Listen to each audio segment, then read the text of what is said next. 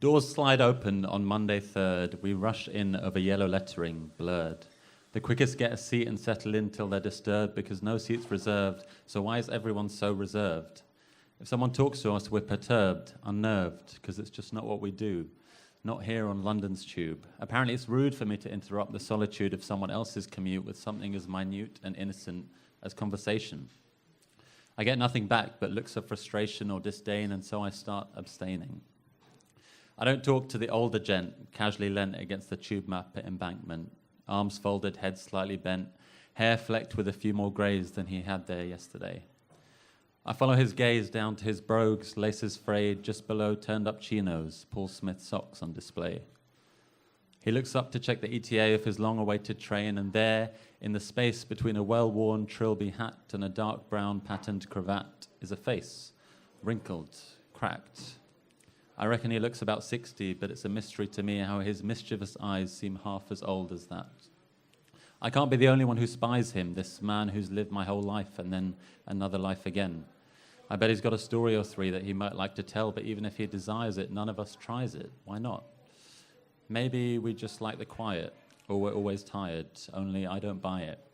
I wonder whether we each stick to our own versions of this interaction diet because we're scared of what could happen, of what could go wrong.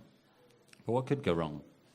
Still, I don't talk to the pregnant lady who gets offered the seat next to me and takes it with a grateful smile as she changes to the Jubilee from the District line, which I guess means we must be just under this spot where not long ago another disgrace took our breaths away and we all clicked onto Facebook to mark ourselves safe, shook up by what's taking place. Look, the calm's consistently displaced, but we'll never get used to it happening here, so once more we sit in deafening silence and redoubled fear. I don't talk to the lost-looking backpacker about whether she's travelled far. Down here, she's just another subterranean wanderer. I wonder where she might have been, what wonders she might have seen, and whether she's been anywhere like our city with its misty mysteries, its horrible histories, its short lists for free, and its biscuity cups of teas.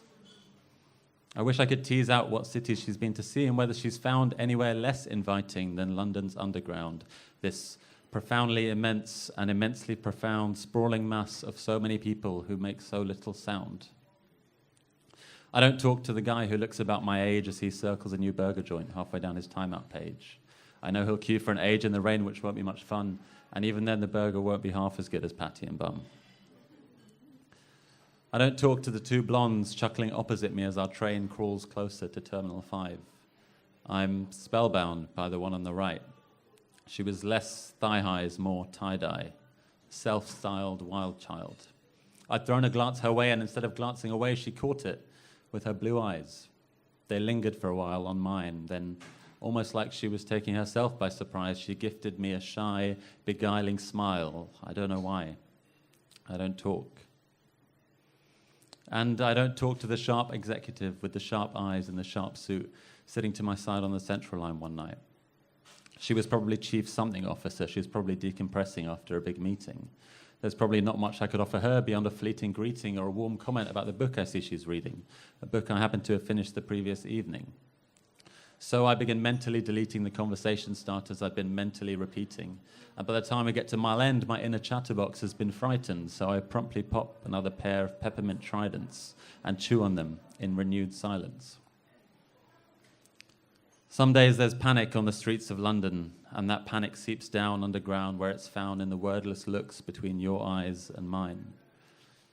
Tension dances in those furtive glances. We stand in stoop stoic stances, stumble straight through underpasses surrounded by people. Each of them are different chances to connect, and connection enhances. So if next time I don't take one of those chances, but chance is on my side, maybe you'll take one on me. Thank you.